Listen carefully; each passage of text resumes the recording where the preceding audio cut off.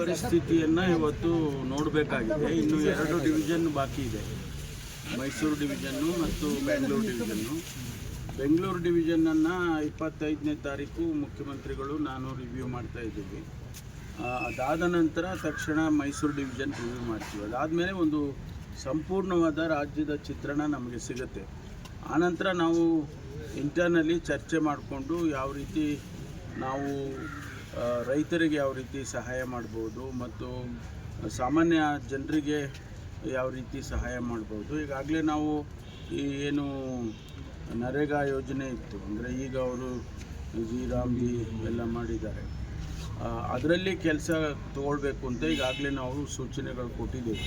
ಅಂದರೆ ಕಾಮಗಾರಿಗಳನ್ನು ತಗೊಳ್ಳಿ, ಅವರಿಗೆ ಹಣ, ನಮ್ಮ ಹತ್ರ ಹಣ ಸಾಕಷ್ಟು ಹಣ ಇದೆ, ಅದನ್ನು ಕೊಡ್ತೀವಿ ಅಂತ ಕೂಡ ಹೇಳಿದ್ದೇವೆ. ಪ್ರಪೋಸಲ್ಸ್ ಕೊಟ್ಟರೆ ತಕ್ಷಣ ಹಣ ಬಿಡುಗಡೆ ಮಾಡ್ತೀವಿ. ನಾವು ಈಗಾಗಲೇ 1 ಕೋಟಿ ರೂಪಾಯಿ ಪ್ರತಿಯೊಂದು ಶಾಸಕರಿಗೂ ಕೂಡ ಅವರ ಕ್ಷೇತ್ರಕ್ಕೆ 1 ಕೋಟಿ ರೂಪಾಯಿ ಈಗಾಗಲೇ ಪ್ರಕಟಣೆ ಮಾಡಿದ್ದೇವೆ. ಮತ್ತು 5 ಕೋಟಿ ರೂಪಾಯಿ ಒಂದೊಂದು ಜಿಲ್ಲೆಗೆ ಕುಡಿಯೋ ನೀರಿಗೆ, ಎಮರ್ಜೆನ್ಸಿಗೆ ಕುಡಿಯೋ ನೀರಿಗೆ ಖರ್ಚು ಮಾಡಬೇಕು ಅಂಥೇಳಿ ಕೊಟ್ಟಿದ್ದೇವೆ. ಈಗಾಗಲೇ ಅವ್ರ ಹತ್ರ ಹಣ ಇದೆ. ಇದಲ್ಲದೆ ನಮಗೆ PD ಅಕೌಂಟಲ್ಲಿ ಜಿಲ್ಲಾಧಿಕಾರಿಗಳ ಹತ್ರ ಸುಮಾರು 329 ಕೋಟಿ ರೂಪಾಯಿ ಇಟ್ಟಿದ್ದೀವಿ, ಎಲ್ಲ ಜಿಲ್ಲೆ ಸೇರಿ. ಸೊ ಹಣಕ್ಕೆ ಕೊರತೆ ಇಲ್ಲ. ಅಂದರೆ ನಾವು ಯಾವ ರೀತಿ ಪ್ರೋಗ್ರಾಮ್ಸನ್ನು ಮಾಡಬೇಕು ಅನ್ನೋದ್ರ ಬಗ್ಗೆ ತೀರ್ಮಾನ ಆಗ್ತದೆ. ಸರ್, ಸೆಂಟ್ರಲ್ಗೆ ನೀವು ಲೆಟ್ರ್ ಎಲ್ಲ ಬರೆದಿದ್ವಿ, ಯಾವ ಕಮಿಟಿ ಏನಾದರೂ ಬರ್ಬೋದು? ಅಲ್ಲಲ್ಲ, ಅವರು ನಮಗಿನ್ನೂ ಯಾವುದೂ ರಿಯಾಕ್ಷನ್ ಬಂದಿಲ್ಲ. ರಿಯಾಕ್ಷನ್ ಬಂದ ಮೇಲೆ ನೋಡೋಣ ಯಾವ ರೀತಿ ಏನು ರಿಯಾಕ್ಷನ್ ಬರುತ್ತೆ ಅಂತ ನೋಡಿಕೊಂಡು ಆಮೇಲೆ ನಾವು ಮುಂದೆ ಆಗಸ್ಟ್ ತಿಂಗಳಲ್ಲಿ ಅವರು ಮೆಮೊರಾಂಡಮ್ ಆಫ್ ಅಸೋಸಿಯೇಷನ್ ಎಕ್ಸ್ಪೆಕ್ಟ್ ಮಾಡ್ತಾರೆ. ಮೆಮೊರಾಂಡಮ್ ಇದಕ್ಕೆ ನಮ್ಮ ಬರದ ಪರಿಸ್ಥಿತಿಗೆ ಒಂದು ಮೆಮೊರಾಂಡಮ್ ಕೊಡ್ತೀವಲ್ಲ, ಅದನ್ನು ಎಕ್ಸ್ಪೆಕ್ಟ್ ಮಾಡ್ತಾರೆ. ಅದು ಆದಮೇಲೆ ಅವರು ಸಾಮಾನ್ಯವಾಗಿ ನಾವು ಏನು ಮೆಮೊರಾಂಡಮ್ ಕೊಟ್ಟ ಮೇಲೆ ಕಳಿಸ್ತಾರೆ, ಅಲ್ಲಿ ತನಕ ಕಳಿಸೋದಿಲ್ಲ. ಸರ್, ಈಗ ನೀವು ಕೆಲವು ಜಿಲ್ಲೆಗಳಿಗೆಲ್ಲ ಭೇಟಿ ಕೊಟ್ಟಿದ್ದೀರಿ ಸರ್, ಅಲ್ಲಿ ಕೃಷಿ ಚಟುವಟಿಕೆಗಳೆಲ್ಲ ಶುರುವಾಗಿದೆ ಸರ್. ಯಾಕಂದರೆ CM ಅವ್ರು ಹೇಳ್ತಾ ಇದ್ರು ನೀರಿನ ಸಮಸ್ಯೆ ಇದೆ, ಯಾರು ಬೆಳಿಬೇಡಿ ಅಂತ. ಅಲ್ಲ, ಈಗ ಮುಂಗಾರಲ್ಲಿ ಸ್ವಲ್ಪ ಮಳೆ ಬಂತು, ಅದಕ್ಕೆ ಎಲ್ಲ ಬೀಜ ಹಾಕಿದ್ರು, ಮತ್ತು ಮಳೆ ನಿಂತೋಯ್ತು. ಈಗೆಲ್ಲದು ಒಣಗೋಗಿದೆ. ಈಗ ಯಾವುದೇ ಕ್ರಾಪ್ ಅಂತ ಇಲ್ಲವೇ ಇಲ್ಲ, ಇಡೀ ರಾಜ್ಯದಲ್ಲಿ ಎಲ್ಲೂ ಕೂಡ ಯಾವ ಜಿಲ್ಲೆನಲ್ಲೂ ಇಲ್ಲ. ಈಗ ಮತ್ತೆ ಏನಾದರೂ ಆಗಸ್ಟ್ ತಿಂಗಳಲ್ಲಿ ಮಳೆ ಬರ್ಬೋದು ಅಂತ ಒಂದು ಸೂಚನೆ ಎಕ್ಸ್ಪೆಕ್ಟ್ ಮಾಡ್ತಾ ಇದ್ದೀವಿ. ಬಂದರೆ ಮತ್ತೆ ಬೀಜ ಹಾಕ್ತಾರೆ. ಈ ಲೇಟ್ ಸೋಯಿಂಗ್ ಅಂತ ಮಾಡ್ತಾರೆ. ಅದರಲ್ಲಿ ವಿಶೇಷವಾಗಿ ರಾಗಿ ಅಂತ ಕ್ರಾಪ್ಗಳೆಲ್ಲ ಲೇಟ್ ಸೋಯಿಂಗ್ ಆದರೂ ಕೂಡ ಬರುತ್ತೆ ಅಂತ ಅದೊಂದು ಎಕ್ಸ್ಪೆಕ್ಟೇಷನ್ ಇದೆ. ನೋಡೋಣ.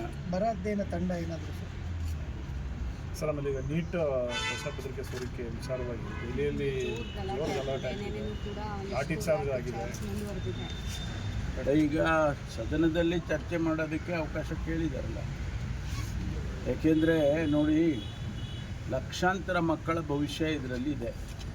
ಈಗ ಯಾರು ಫಸ್ಟ್ ಎಕ್ಸಾಮ್ ತೊಗೊಂಡಿದ್ರು 500 ಮಾರ್ಕ್ಸ್ ತೊಗೊಂಡಿದ್ರು, ಸೆಕೆಂಡ್ ಎಕ್ಸಾಮ್ನಲ್ಲಿ ಅವರಿಗೆ 250-300 ಬಂದಿದೆ. ಆ ಥರದ್ದು ಸಾಕಷ್ಟು ಉದಾಹರಣೆಗಳಿದ್ದಾವೆ. ಅಂದರೆ ಅರ್ಥ ಅಲ್ಲಿಗೆ ಮಕ್ಕಳಿಗೆ ತೊಂದರೆ ಆಯಿತು ಅಂತ ಅಲ್ವಾ? ಲಕ್ಷಾಂತರ ಮಕ್ಕಳಿಗೆ ಅವರಿಗೆ ರ್ಯಾಂಕಿಂಗೇ ಹೊರಟೋಯ್ತು. ಅದಕ್ಕೆ ಈಗ ಅದನ್ನು ನಾವು ಪ್ರತಿಭಟಿಸಿ ಯಾರು ಜವಾಬ್ದಾರಿ ಹೊತ್ತಿದ್ದಾರೆ ಅವರಿಗೆ ರಾಜೀನಾಮೆ ಕೊಡಬೇಕು ಅಂತ ಹೇಳಿ ಕೇಳ್ತಿದ್ದೇವೆ. ಅದರಲ್ಲಿ ಧರ್ಮೇಂದ್ರ ಪ್ರಧಾನ್ ಅವರು ಸಚಿವರಾಗಿದ್ದಾರೆ, ಅವರು ರಾಜೀನಾಮೆ ಕೊಡಿ ಅಂತ ಹೇಳಿ ಕೇಳ್ತಾ ಇದ್ದೀವಿ. ಇದೆಲ್ಲ ಕೊಟ್ಟಿದ್ದಾರೆ ಬೇಕಾದಂಗೆ.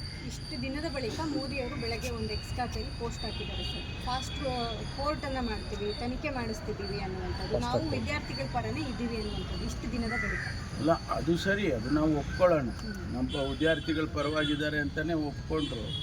ನೀವು ಧರ್ಮೇಂದ್ರ ಪ್ರಧಾನನ್ನು ಸ್ಯಾಕ್ ಮಾಡಿ, ನೀವು ಪರವಾಗಿದ್ದರೆ ಯಾರು ತಪ್ಪು ಮಾಡಿದ್ದಾರೆ, ಯಾರು ಜವಾಬ್ದಾರಿ ಅವರು ಹೊತ್ತಿದ್ದಾರೆ, ಅವ್ರ ಮೇಲೆ ಆ್ಯಕ್ಷನ್ ಆಗಬೇಕಲ್ವ? ಅದು ಮಾಡ್ದೇನೆ ನಾನು ಪರವಾಗಿದ್ದೇನೆ, ಹಿಂದೆಲ್ಲ ಪಕೋಡ ಮಾರಿ ಅಂತ ಹೇಳ್ತಿದ್ರಲ್ಲ, ಈಗ ಬದಲಾಗಿದ್ದಾರೆ ಅವರು. ಆಮೇಲೆ ರಾಹುಲ್ ಗಾಂಧಿ ಅವರು ಪ್ರೊಟೆಸ್ಟ್ ಮಾಡಬೇಕಾದ್ರೂ ಕೂಡ ಅವ್ರನ್ನೆಲ್ಲ ಎಳೆದಾಡಿ ಗಾಯಪಡಿಸಿದ್ದಾರೆ ಸರ್. ಮೂಗೆಲ್ಲ ಹೊಡೆದು ಮೂಗಲ್ಲೆಲ್ಲ ರಕ್ತ ಬಂದು ಇಶ್ಯೂ ಆಗಿದೆ. ಆ ಮಟ್ಟಿಗೆ ಲೋಕಸಭೆ ಪ್ರತಿಪಕ್ಷ ನಾಯಕರಿಗೆ ಆ ಪರಿಸ್ಥಿತಿ ಆದರೆ ಹೇಗೆ? ಅದನ್ನೇ ಈಗ ನಾವು ಪ್ರಜಾಪ್ರಭುತ್ವ ಎಲ್ಲಿಗೆ ಹೋಗ್ತಾ ಇದೆ, ಡೆಮೋಕ್ರಸಿ ಈಸ್ ಇನ್ ಕ್ವೆಶ್ಚನ್. ನಾವು ಶಾಂತಿಯುತ ಪ್ರತಿಭಟನೆ ಮಾಡೋದಕ್ಕೂ ಸಂವಿಧಾನದಲ್ಲೇ ಅವಕಾಶ ಕೊಟ್ಟಿದ್ದಾರೆ ಅಂದಾಗ ನೀವು ಅದಕ್ಕೆ ಅವಕಾಶ ಕೊಡೋದಿಲ್ಲ ಅಂದರೆ ಏನರ್ಥ ಇದೆ? ಶಾಂತಿಯುತವಾಗಿ ಪ್ರತಿಭಟನೆ ಮಾಡೋದಕ್ಕೆ ಹೊರಟಿದ್ರು. ಅದನ್ನು ಅವರು ಆ ರೀತಿ ಟ್ರೀಟ್ ಮಾಡಿದರೆ ಒಬ್ಬ LOPಗೆ ಆ ರೀತಿ ಟ್ರೀಟ್ ಮಾಡಿದರೆ ಏನು ಅರ್ಥ ಏನಿದೆ ಹೇಳಿ? ಅದು ರಿಫ್ಲೆಕ್ಷನ್ ಸರ್. ನಿನ್ನೆ ಮೊಟ್ಟೆ ಎಲ್ಲ ತುಳಿದ್ರು BJP ಶಾಸಕರ ಮೇಲೆ ಕಾಂಗ್ರೆಸ್ ಆ್ಯಕ್ಷನ್ ಇದ್ದರೆ ರಿಯಾಕ್ಷನ್ ಆಗೇ ಆಗುತ್ತಲ್ವಾ? ಆ್ಯಕ್ಷನ್ ಇದ್ದಾಗ ರಿಯಾಕ್ಷನ್ ಆಗೇ ಆಗುತ್ತೆ. ಅದಕ್ಕೆ ಇಲ್ಲಿ ಅವರು ನಮ್ಮವರು ಪ್ರತಿಭಟನೆ ಮಾಡ್ತಾರೆ ಅಂತೇಳಿ ಅವ್ರು ಬಂದು ನಮ್ಮ ಕಚೇರಿಗೆ ನಿನ್ನೆ ಮುತ್ತಿಗೆ ಹಾಕಕ್ಕೆ ಬಂದಿದ್ರು ಅಂತೇಳಿ ನ್ಯಾಚುರಲಿ ರಿಟಾಲಿಯೇಟ್ ಮಾಡಿದ್ದಾರೆ.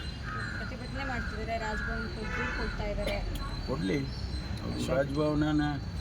ರಾಜಭವನಕ್ಕೆ ಕೊಡಲಿ, ಏನು ಇದು ನಮಗೇನು ತಕರಾರಿಲ್ಲ. ಆರ್ ಅಶೋಕ್ ಅವರೆಲ್ಲ ಹೇಳ್ತಾರೆ ಸರ್, ಕೊಲೆ ಮಾಡೋದಕ್ಕೆ ಬಂದಿದ್ರು, ಮಾರಕಾಸ್ತ್ರಗಳೆಲ್ಲ ಬಂದಿದ್ರು ಮಚ್ಚು ಬಾಂಬ್ಗಳೆಲ್ಲ ಅದಕ್ಕೇನು ತನಿಖೆ ಮಾಡಬೇಕಾ? Thank you sir. ಆಮೇಲೆ ಕ್ಯಾಬಿನೆಟ್